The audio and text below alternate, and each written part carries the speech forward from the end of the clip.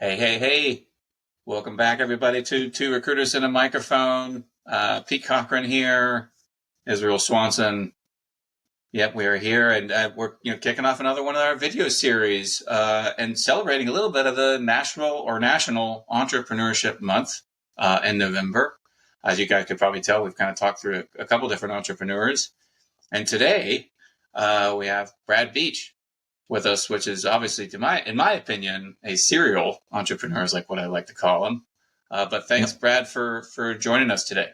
How you doing? Thanks for having me. Yeah, I'm excited to talk, chat, reveal all of my wisdom or lack thereof. Your secrets, My your secrets. dark secrets. Yeah. We're definitely looking for some secrets to make us all millionaires. So that's why you're here, Brad. So hopefully we'll get through it. I'll do my best. Excellent. Well, cool. So so tell us a little bit about your background. I know you're from Ohio, Ohio State after college. So kind of just walk through your journey. Yeah. I grew up in a tiny town, farm town in Ohio, population about 1,400 people.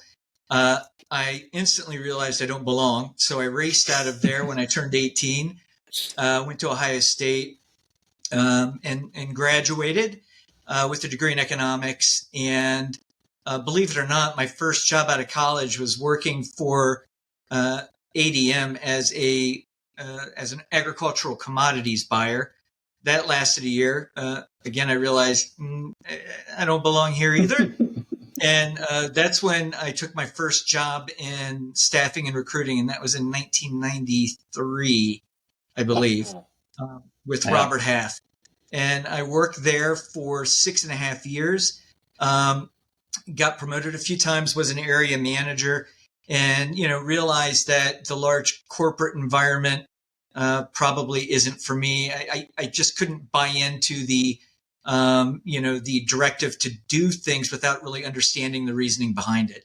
And so I got into a disagreement with my then boss, and I quit on the spot and walked out and never went back.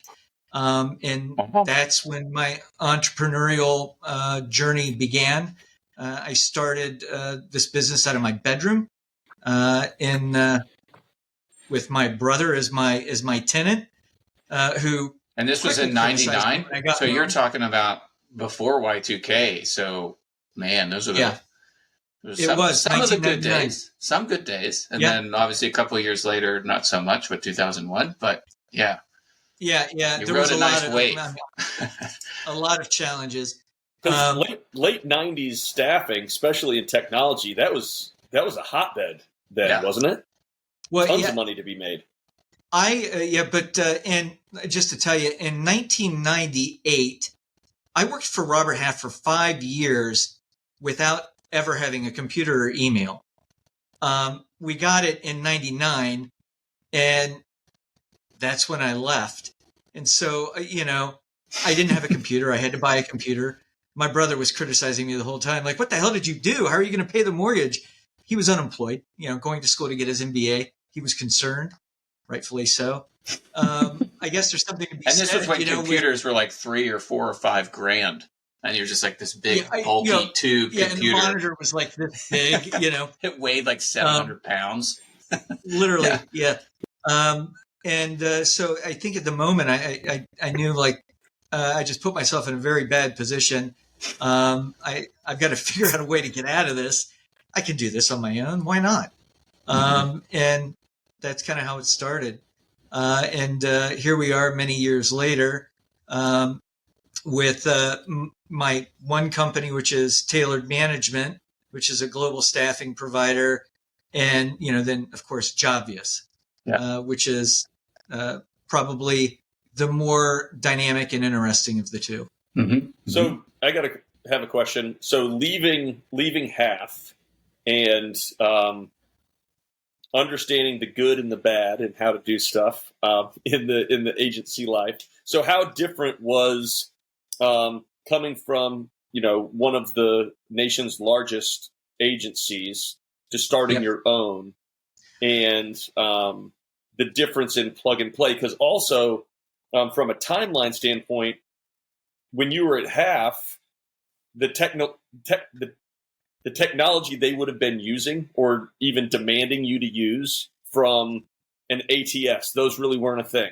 All of that stuff was not even there. So you were riding through or evolving with staffing at a very critical time. Yeah, so I would agree. Can you kind of tell us that story, like the ebbs and flows of that? So the first thing I did, first of all, I didn't have a computer, but back then, if you can imagine, I had a cell phone. I had all of my contacts, and the first activity I did take was to start reaching out to everybody and anybody I knew. And then I got a phone call one day from an individual who was an entrepreneur. He got my name from an acquaintance of mine, and he wanted to invest in me.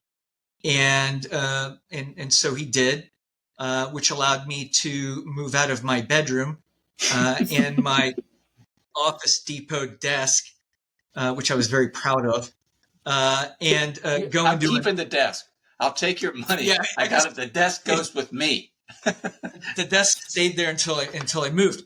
And so he invested in me, and we ended up parting ways a few years later. And then I ventured out on my own, which is what led me here today. There's been a lot of challenges. I mean, I remember back in the old days where your version of an applicant tracking system was an Excel spreadsheet, right? Mm-hmm. Right. When I started, we were using Lotus Notes. That was our ATS, was Lotus Notes. So okay, I mean, that is dating you back. Lotus 1, 2, 3. Hey, I told you that I was 50 when Israel started. So this is I'm an old man. I think that I'm older, but thank you. But Pete's lying also. So yes, and but so I didn't really use Lotus Notes. That is a true story. So yeah, I believe it. Yeah. And so I just was always very, very receptive to new technology, new ideas. I was always rather innovative in trying to find better ways, more efficient ways of doing things. That was one of the reasons and one of the driving forces, right, that pushed me out of Robert Half, is I wanted the freedom, to exercise the ideas that I had.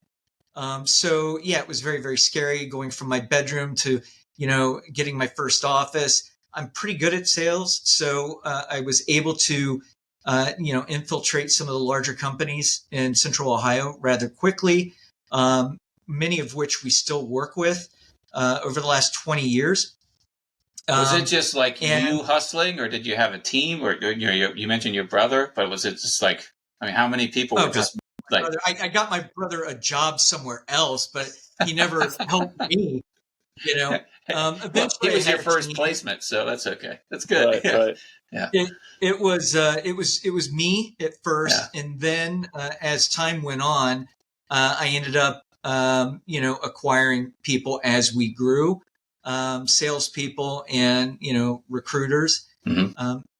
But the real turning point in my life and in the business was probably in 2009, I believe, or 10, when one of our clients, Cardinal Health, asked us, and by the way, as you guys recall, back in those days, right, anybody you serviced in the staffing business, you had to have kind of a brick and mortar office there, right? Oh yeah, that was how it was. Yeah, days. If you're not in that office or in that region, you don't get it.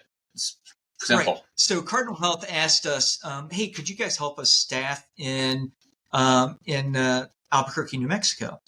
And first, I had to look at a map and find out, okay, where is that? Joke, I knew where it was. And we did not have an office there, obviously. But of course, I said, "Yeah, sure, absolutely." And then we would race to figure it out, right? So we had really good success recruiting remotely. And I decided, look, I think we're onto something. Mm-hmm. Let's brand ourselves differently, make this a central recruiting hub, talk about the benefits of our service being in one hub. every other company that you work with is disconnected. Each branch has their own priorities. Yours isn't one of them. We have dedicated resources, so on and so forth. And then we started experiencing like the beginnings of the national recruiting centers, right? The NRCs, all that stuff. Right. Yeah.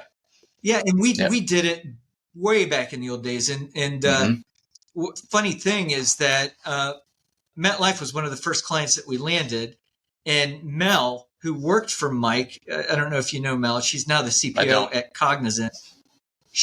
We presented to her, and she was like, "How are you guys going to do this?" From Columbus, Ohio. And we're like, "We've managed to do it before," and so on. I was going to say, like, why not? Tell me why not? Like, why are we not? Like, there's the age-old thing that we've all been in this business a long time. You need internet, you need a phone, you need a computer. I can be anywhere in the world, and I should be able to do my job effectively. Like, what's it? Right. Yeah. But back then, right? But back then you couldn't. Like, No, bring them into the office, do a face-to-face interview, and all of that stuff. Drop off donuts, drop off the Chick-fil-A, chicken minis. Yeah, I've been there. Yeah. So she was really against it, but Mike gave us a shot. And a year later, we were at a conference, and she said, "Man, I got to tell you, you guys, you really proved me wrong," because we were their best vendor. And we were sitting around a fire, and I remember that a gentleman by the name of Ben, who runs the Cigna program, was kind of doing jabs back and forth with Mel about how his program's better. And she's like, "Well, is tailored management?" He's like, "We have the best program." And she said, "Is tailored management in the program?" He says, well, no. And she's like, "Then you don't have the best program." Excellent. And after that, that's the truth you want. That's one that you want in the corner. Yeah. And after that, Ben sat down with us, and we ended up in that program, and the rest is kind of history. So it was a great journey. And then, many years later, of course, everybody else started doing it as well. But, it wasn't a novelty and a differentiator anymore. Right. Which is, kind of where we are today, many years later. But, we've had great success. And I've been in this business like maybe yourself 30 years. Oof. Yeah, I don't know. I think about that too when I think 24 years. So, yeah. I mean, thinking 1993, like we were saying, with no ATS, no technology, no computer, picking up a piece of paper, resume, and literally getting on your horse and carriage and riding towards your client, right? I mean, that's really what it was, right? So it's just, that's exactly. Put it on a pigeon and mail it, Yeah. We'd have a rec come in. I'd go to the filing cabinet, pull out a stack of files, and just start calling people. Yeah. It's hard to believe. Yeah, so it is. Anybody that's been in this nightmare called staffing for as long as you have, because that it only means two things. Either you've been very successful in this industry, which is a nightmare, or you're crazy. So I'm going to go with the first and say that you're very successful. So then, and a little bit crazy, Brad, because of what you're doing. So I got to give you a little bit of crazy. It does take some crazy to. It requires be an entrepreneur, and so the crazy ones then are changing. The crazy thing, So then you decided to, and I hope I'm not jumping the gun, but then you decided to start another company that has nothing to do with staffing. Well, it does. It does. Well, it's a software. Yeah. It's a software. Right. Sorry, it's a product. But it's not. That's what I meant. It's not traditional. It's not a traditional firm. It's now you're going into product. Yeah, I did. And, the reason why is for the last 4 to 5 years, I've been doing a lot of self-reflection on tailored management and the industry. And, look, this is not rocket science, right? We're not developing, the cure for cancer. And what I realized is our industry has become mature. And what we've seen as a result is our sub to hire rates, which were at like 15% in most of these programs, dipping down in the 5-6% range. A lot of that is caused by direct sourcing, recs that get released. They're also released to direct sourcing, then get canceled. Overpopulation of programs with 100 million in spend that have 50 vendors. And I was just writing up a overview for another person to explain why that's a challenge, because every program that you're in, they require you to cover, right? And what that means is that you have to have 2 subs, usually at a minimum, for each opening. A program with 100 million in spend is probably going to have 300-400 openings a month, which means that you have to have 600 to 800 subs. Yeah, you can do the math, and right? a certain kind of time, right? You have to have it within 48 hours or 72, whatever that is. Yeah, the good old scorecards. And you have to do it in their time frame, but you only have you have to service all of those recs, but you only have the opportunity, all things being equal, to capture 2.5 million in revenue, and with a gross profit margin of 25%, maybe if you're lucky, maybe less. Well, the cost of the recruiters alone to cover that is unsustainable. Mm-hmm. Right. And I put together this document called the vendor perspective. And what it does is it's a big calculation, right? That you plug in the numbers, number of vendors, number of spend, number of canceled recs, average pay, average bill, average tenure. And, it spits out like what the optimal gross profit or the likely gross profit is that you're going to be able to capture, or revenue. Nice. And it paints a clear picture. So I would present it to clients and they're like, wow, this is really insightful. I'm like, well, it tells you, right, that your vendors aren't able to sustain this. Right. And what I realized is they don't care. And so, which was kind of surprising. You're probably like the clients don't care. The clients just, first of all, they maybe they cared a little, but not enough to actually take action. Right. Right. And some clients would get a little bit argumentative about it. I'm like, you can't. This is the data. You can't dispute the data. Mm-hmm. One of our clients actually has a mandate that you fill 20% of the requisitions as part of the scorecard, but they have 8 vendors. Well, mathematically doesn't make any sense. Okay. Right. Well, so I'm like, the writing's on the wall. It's clear. This doesn't work, right? It just doesn't work. And, in that same period of time, you started seeing all the MSPs offshoring, all of their personnel. So the consultative aspect of what they did left, right? I was probably one of the last companies, Tailored Management, to offshore. And we only did it a year ago. I was reluctant to do it. I didn't want to do it. That's if you just did it a year ago, that's a very, very long time to actually start to invest in offshore. Like, man, they've been doing that since I started. So right, but it's I think one of my good qualities and one of my downfalls is I build deep relationships with people. I value people. I get my fulfillment out of positively impacting the lives of the people that I work with and that work for me. Mm-hmm. Why else be an entrepreneur, right? If it's not really, it's not about the money. It's about the legacy that you leave behind. Right. So when I realized that this industry is broken and something needs to fix, I was determined to come up with a model, and that's where Jobvious was born. I'm like, why are we concentrating recruiting in companies like a Tailored Management? Why don't we empower the world and give them the ability to be de facto kind of recruiters at their leisure? And so what we say, one of our coin phrases is Jobvious, where your network is your net worth. And what that means, it's a good one. Someone actually just said that to me last week too. So I remember you telling me that when I first met you, and I was like, that's a good one. It's a very, very good tagline. And it's very, very, very, very true. I mean, very true. Yeah, it's very true because we found a way to monetize the network that each individual has nurtured and grown with and created throughout their life, which most people value very much. And so now what we've done is we've developed a platform that allows you to invite those people into your network, and then as contingent labor requisitions populate into the platform, they're matched to individuals that are qualified. So Israel, if you're in Pete's network and a rec came in, for a project manager, for example, and you matched, Pete would get notified of the match and ask if if he wanted to refer you, which he would. It would flow through the platform, probably through a VMS tool for a client to consider. If you got hired, let's say $50 an hour pay rate, Pete then would make $5 to $6 an hour in passive income for every hour you work on site in that engagement.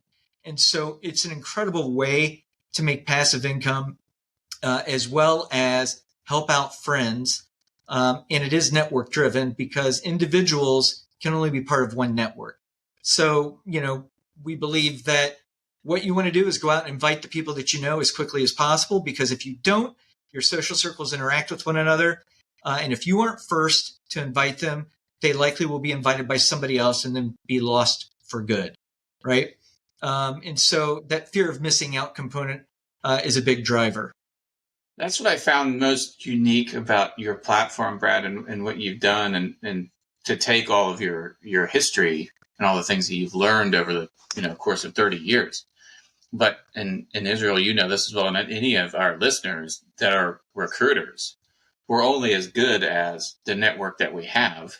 And then when I would train recruiters in the past, I would train them on, once you get to a certain point, your network is now recruiting for you.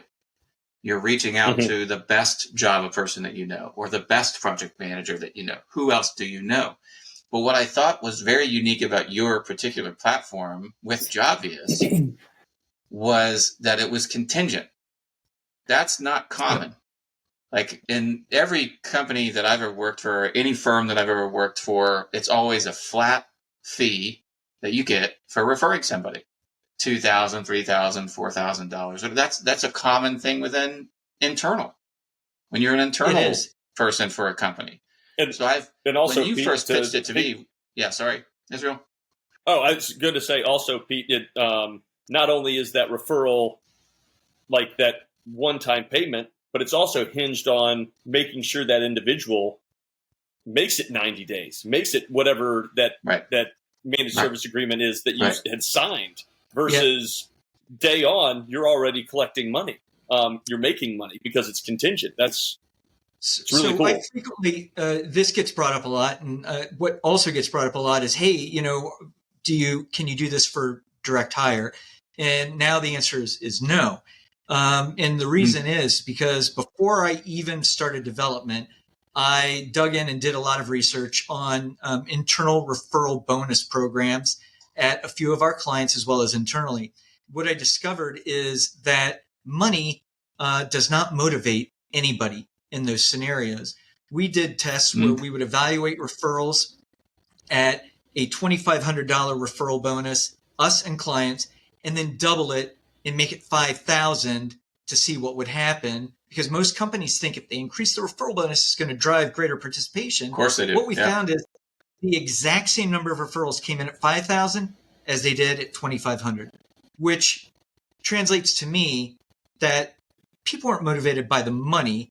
It's about the circumstance. If you're pushing an internal referral bonus today and they happen to leave and run into somebody, maybe they'll mention it, but that's not motivating them. But when you give somebody the opportunity to create a business that produces passive income continuously, as Jobvious does, it creates a whole different world for these individuals. And I hate to bring the Uber into it, but that was one of the inspirations. I mean, Uber, who would have guessed, right? That 10 years ago, if I said, I got this great new platform, it's going to allow the stranger down the street to pick up your wife or your kid and drive them over to school or airport, wherever. Right. Would you invest in that? No. Even better, you go, you know what? Yeah. Uber Eats, I'm going to have that same stranger go and pick up food for you and drop it off at your house. Wait, who is he? Actually, I don't know. They're not even going to drop it off at your house. They're going to drop it off at some stranger's house that you're renting through an Airbnb that you had no idea. You know what I'm saying? Right. It's like to your point. It's so crazy the world that we had 10 years ago to now. That's common. It's super common. Right. So anybody now with a car can earn passive income, right? Yep. Anybody with an extra room can earn passive income. Yep. Everything is that you could ever want in your life, from a toilet to a motorcycle, you can buy on Amazon. I mean, this is the world that we are in, and the only industry which is lagging behind is this one: contingent labor, talent acquisition. There's been no innovation since the creation of the internet. People are preaching AI, and I think that is a long ways off. I don't know if you guys remember, but back when the internet was created, the talk then was, oh, it's going to destroy the talent acquisition business. Oh, yeah. We aren't going to need recruiters anymore, and obviously that wasn't true. I can find everybody online now. I don't need to call Israel anymore. I'm just going to call Brad. He's going to take my call. Like, no. I mean, look at what happened. The polar opposite happened. Like, absolutely. Yes, I agree. I think one of the reasons that staffing has withstood this test of time like it does, even though the thing that staffing always will have is the gift of gossip. So when you have that passive candidate that you've worked with in the past, and you do get coffee, you get a beer, you do whatever, it's not just it's the catch up. Like, oh, hey man, how's it going? Well, I'm ready to potentially stick my toes in. What's the environment like? What do you hear? Or you're reaching out to someone, hey man, my buddy Tom is about to get cut. You're the guy. So there's that gossip variable to the talent acquisition equation that no amount of technology, and that's why direct sourcing doesn't work. That's why all the big things that they always say is going to take over staffing fail, because there is no gossip. There's that variable, and it depends on how big the gossip can be. But it's I like to call talent, depending on who you are, it's always a Kevin Bacon 3 degrees away from who you know or who you don't know, or who that person knows. And I mean, honestly, Brad, even before we started recording, we took 15 minutes to understand how I know Pete, how you know Pete, how Pete knows the other guy, and all of a sudden we all have this weird connection to Beeline, and then we have a weird connection to Doug Levy. And I've never met you, and you're in Ohio, and then it's like, oh, and we're all in staffing. Yeah, anyway. Yeah, we're all we're 1 degrees, but we all didn't meet each other through Doug. You know what I'm saying? So yeah, it is super crazy. It's good that you brought that up, because one of the other inspirations was 6 degrees of separation, right? And the reason that that's important is the massive amount of people that can be amassed in a platform with the network effect. If I invite 10 people to my network, and each of those 10 invite 10, by the time you get six layers down, you have 1 million people populated in the platform from me. Right. I mean, it's kind of remarkable.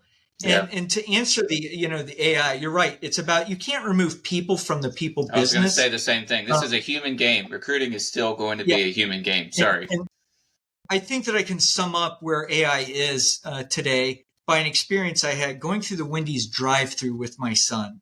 There was a car in front of me, and I don't know if they've done this where you guys are, but now there's an AI that comes across the drive-through. And there was a lady in front of me, and I had my window down, and the AI said, "Can I take your order?" And she tried to give the order, and the thing responded incorrectly. And she just screamed, "Can I speak to a live person, please?" And then a live person got on. And so that is about where we are with the AI. So that's why I'm not incredibly worried about it. But the true benefit of Jobvious, honestly, is it not only doesn't take the people out of the process, it brings more people in. I was about to say, it actually empowers them. Yeah. It does. It empowers people, and you get access to all of the candidates, whereas most recruiting firms, and most of them will agree, that we all go to Indeed, we all go to ZipRecruiter, they're all fishing out of the same pond. And there isn't access. It's ridiculous. Yeah. There's no way to get access to passive candidates unless you have somebody sourcing on LinkedIn, which is kind of a zero gain kind of endeavor, because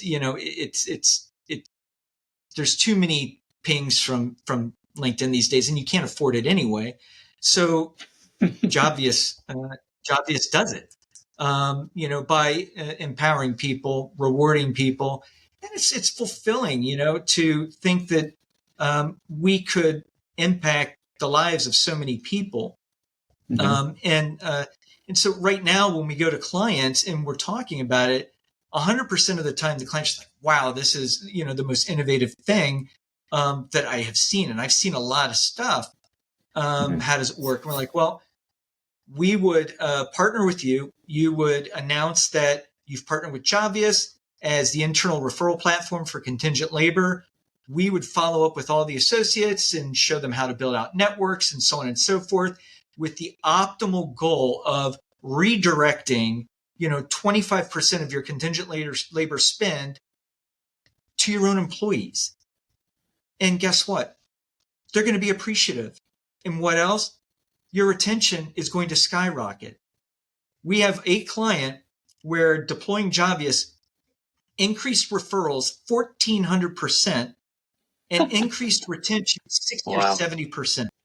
Because an employee that is making $200 or $300 a week off somebody working over there, I make sure that they're going to be happy. Right? You have a built-in employee relations person right on site. And so the benefits are exponential. And Jobvious saves money because our standard bill rate is a 32 to a 36% markup because we don't have recruiting cost. Well, I was about to say, so you're saving them a tremendous amount of money. Like, even across the board. We save money, increase retention. And there's a noted increase in permanent employee engagement and fulfillment because they are able to impact the business in a visible way that is encouraging and fulfilling. Mm-hmm. Wow. When the idea of Jobvious, Brad, so walk through that, right? We've gone through where we are now, but like when was the aha moment for you when you said, okay, this is what we want to do? And then the second part of that question is, because you haven't come from the product tech space, how was that challenge to say, okay, now I have to actually build this thing? And, Israel and I both have a little bit of the product background. That's a very challenging obstacle that you have to overcome, coming from a sales and staffing background. So walk me through a little bit. Owning a software product. Right. Owning a software product is not. Building it and then maintaining it. Like, the whole thing, all of it is so much. There's so much more to building, owning, and maintaining software product than the layperson has any clue in. It's not like, I restored this old car and I can leave it in my garage and I can turn it on every once in a while just to make sure it's good. That's not product. No. You're absolutely right. First, the aha moment was I was at a restaurant after an OSU football game, had a few drinks, so I called an Uber. And the Uber picked me up at the restaurant, and I started talking to him, and he mentioned he worked on the other side of town, and then he worked on the south east side of town, but lived on the northwest side. He's like, every night when I go home, I just turn on the Uber, and if I pick somebody up, for part of the ride, that covers gas money. And that was my aha moment. It's the easy pay. It's the fast pay. It's like, I want to make a couple $100 a night. Boom, pick it up, take them to the airport and back. It's passive. Yep. Right. It's passive. It's easy. Mm-hmm. And that's the thing why Jobvious is fully passive. You don't really have to do anything other than invite people, and then the system does the rest. I knew that if it wasn't passive, that it wouldn't work because I can't ask people to be proactive. All we can ask is that value your network, invite them.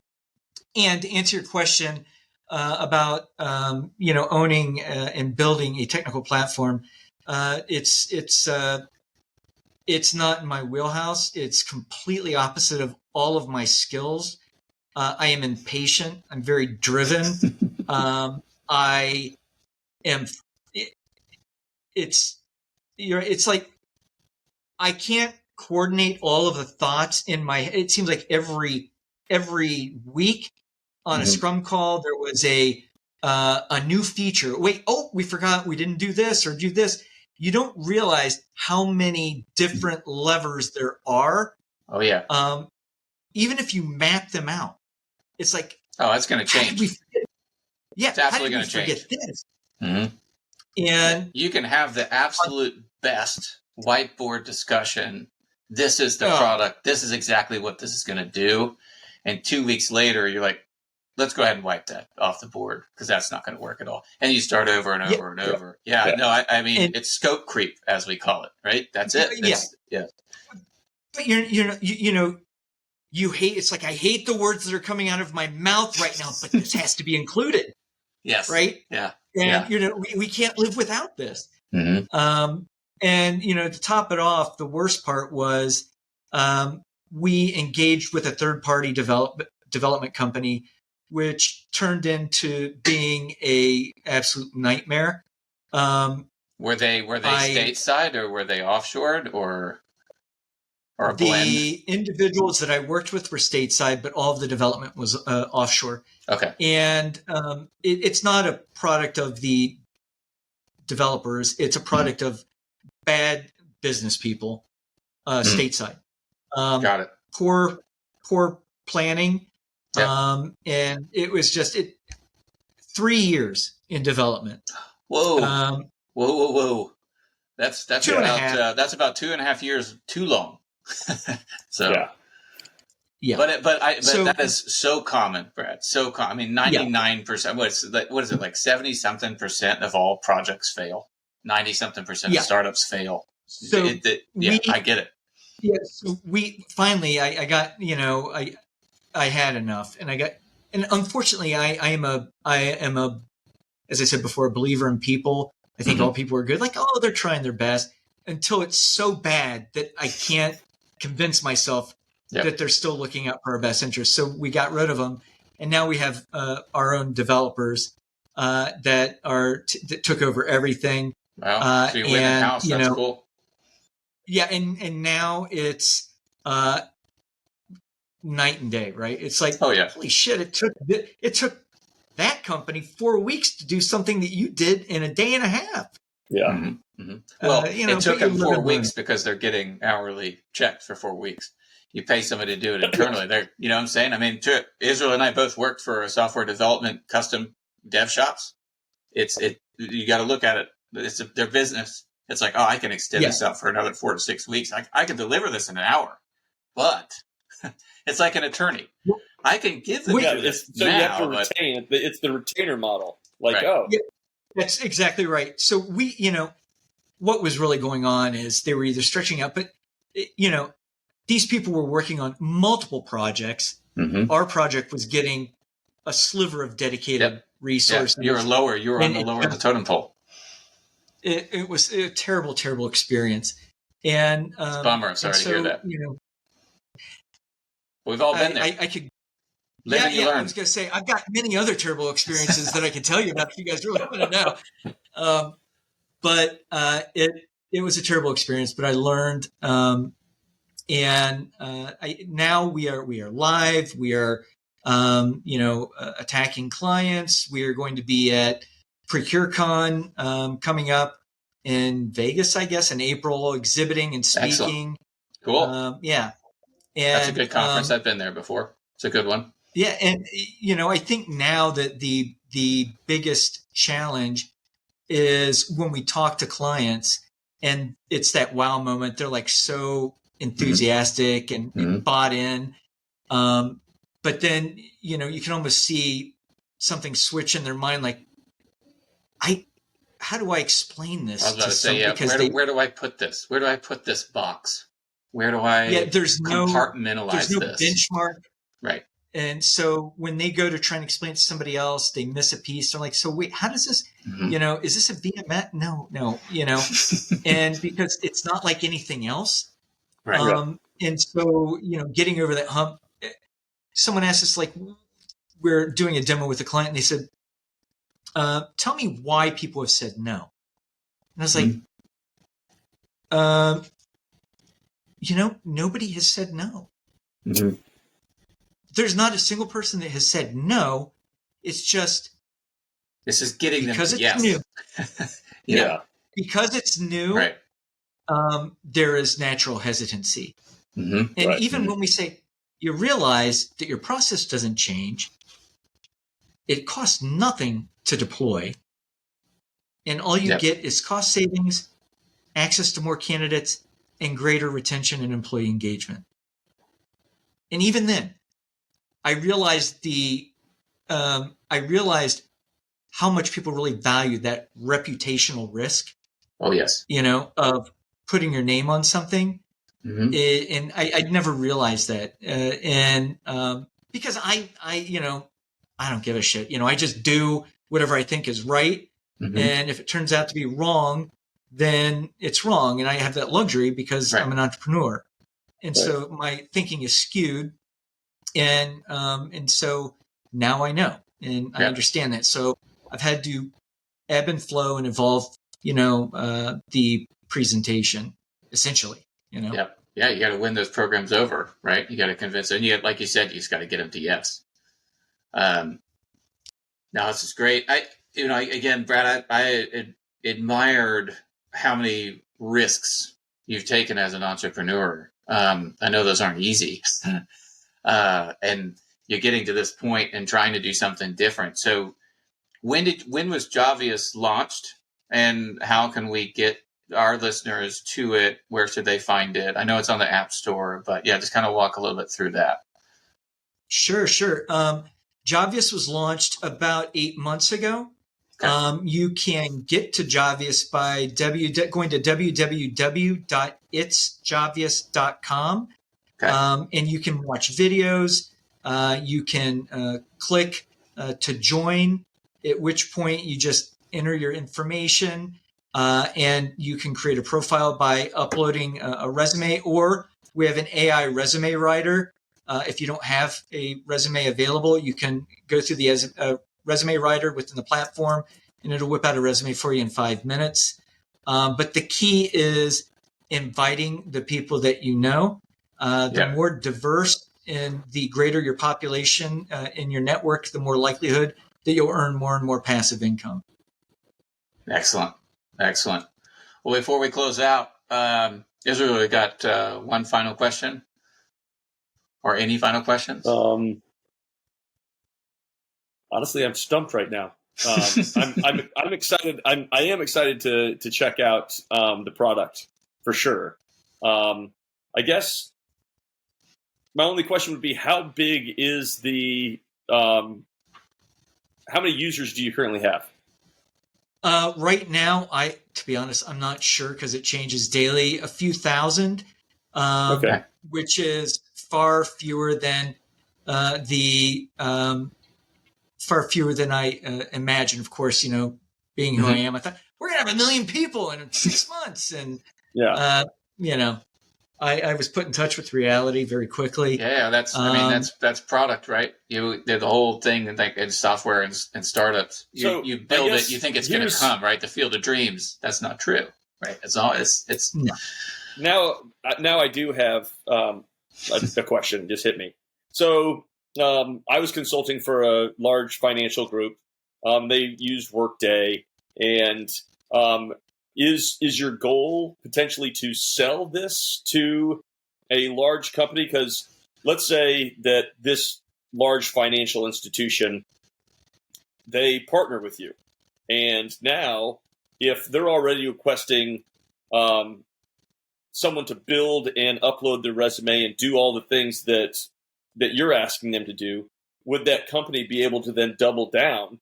And how would that affect their internal talent acquisition? Because they're using Workday, they're asking all these same questions. If your product is doing that, then would that company actually then be able to not necessarily double dip, but they're using your product and now you're paying them back to, does that make sense?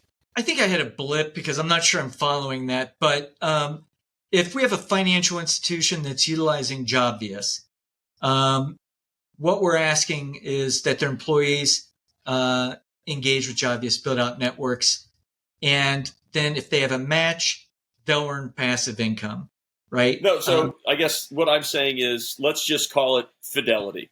I don't know if that's a real company or not. But Never heard of it. So, Yeah. Right. So instead of the internal recruiters or internal anybody using Jobvious, they substituted, Fidelity did, instead of using, say, Workday. So within Workday, they integrated it. So as these candidates, as the recruiters, the internal recruiters are posting these jobs, and now all these candidates are applying. Now they're applying using the resume and building a profile. So now Fidelity is actually responsible for those invites and everybody, all the thousands of people that are coming in. How could they then use that as a company? Like, does that make sense? Instead of an individual, it's the company that now has all these candidates or their networks. Yeah, I guess that's a possibility if a company wanted to license it, if that's what you're referring to. But, Well, I didn't know if that was like, and I don't want to ask questions that you don't feel comfortable answering. Is that kind of your goal? Like, what's the goal of the product? Grow it and sell it, and yeah, ride off into the sunset as a very happy man.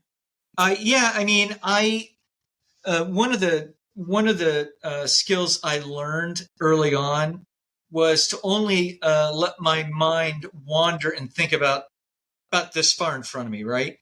Yep. Because I think I get into trouble if I start looking too far down the road. And so, it's like going to a Brazilian steakhouse. Once you start wandering, right, you get into some trouble. Yeah, so I don't really think that far down the road because there's so many things that can happen that can change that path that you conjure up. Right now, my goal is to deploy a product that I truly believe is going to positively impact our industry, both for clients and people. It seems to me that in the true essence of what we do seems like it should reside with the people and not with a couple thousand. I mean, it used to. Yeah. And so, and it just seems like that's naturally where it should belong, and they should get paid for it. And if I can accomplish that, that's all I would want. But I will tell you, I mean, that in 2023, there was $1.4 trillion spent in the United States on contingent labor. 12.7 million positions filled. My goal was to capture, I just want 5% of the market. Yeah. 5%. Yeah, give me 5%. That's a solid number. Yeah, that is. But it's a great number. Yeah, think about it though. I mean, our industry is still very, very disconnected, which is why a lot of M&A firms and PE firms, right, are starting to really get excited about it because there's still hundreds of thousands probably of mom and pop staffing companies that you can buy up and roll up into one organization. In addition to that, independent recruiters. Look at what's happening now. Like 10, 15 years ago, I couldn't be an independent recruiter because I couldn't afford my own payroll. Nowadays, with MyBase Pay and with People2O and all these other EORs and AORs, man, I can do that tomorrow. And precisely, the pandemic changed all of that And now from an It did. independent recruiter perspective, they're jumping on platforms like Paraform. They're jumping on platforms like this, and they're making, like you said, passive income. And not to mention that the non-compete is no longer anything. Right. So when they got rid of the non-compete nationwide, it's like, okay, I can take my entire book of business home with me. Yeah, it's really interesting. And in less than a week, I can start an LLC and take a percentage of.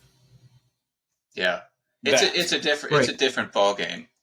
It's a different ball game for sure. It is, and when you look at the industry and the massive scale that it is, there's no reason why we shouldn't be able to capture a sizable sliver of this marketplace, especially with a tool that does not exist and is innovative. And I didn't know until we built it that there is no referral platform for contingent labor. There isn't. I had no idea. I've never seen one. Odd. There's a massive amount for perm. I have never seen one. Yeah. When Mike Schiappa called me about you, and he said there's a contingent referral program, I was like, why the heck has this not been done before?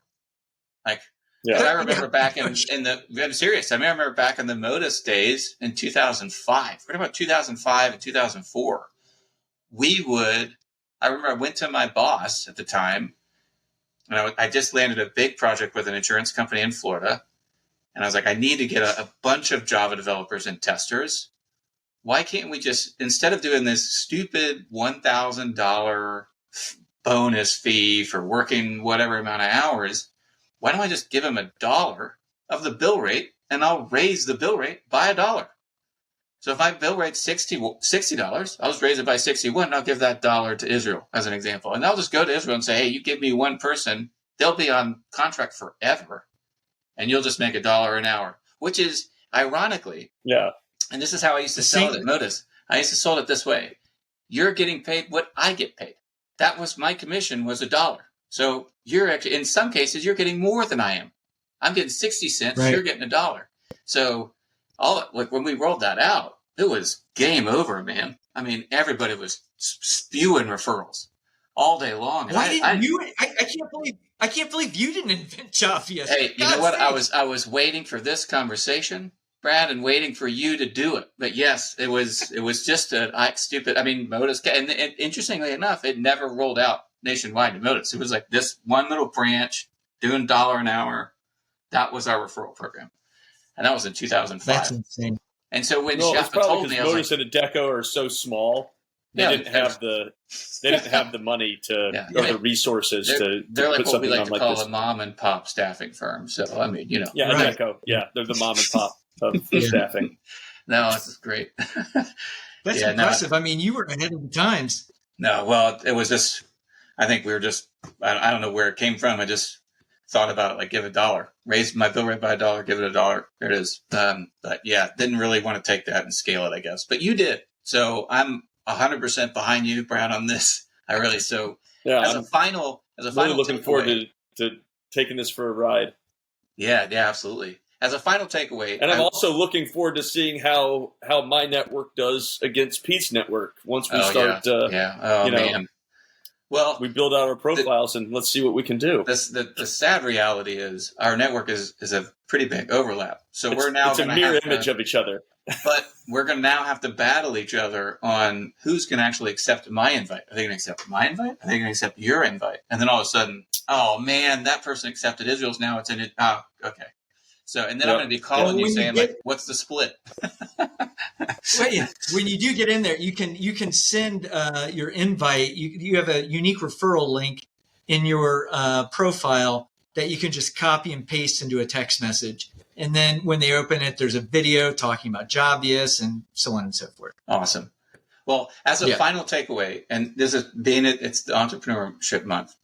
You had said something just a few minutes ago where you only like to look just a little bit ahead, right? And I took it that I took that as a very, very good lesson for an entrepreneur, because if you ever go through an accelerator program and talk to any startup founder, they always say you can drown yourself in opportunities, right? So beyond just that lesson that you just gave us, was just to look a little bit ahead of you, not too far ahead. Do you have like another good takeaway for a future entrepreneur? Yeah, I mean, I think again, worry about what's in front of you, because you can spend your life worrying about the what ifs and preparing for the what ifs that may never happen. Lastly, give yourself a break, and understand and have faith in yourself that you are going to fall down, you are going to screw up. But if you have grit and determination, you will overcome that. Anybody can be successful if they are determined and they can weather the storm. And that's really a decision that you have to make, on your level of commitment. And those are the most important, I think, things. And of course, value people, value relationships. One of our values here is paying it forward, investing in people, and I think that those are crucial. 1,000%. So yeah. Super. So Brad, thank you so much for being a part of the program today. It was great to see you again. Great to have you on. I can't wait Great to meet you.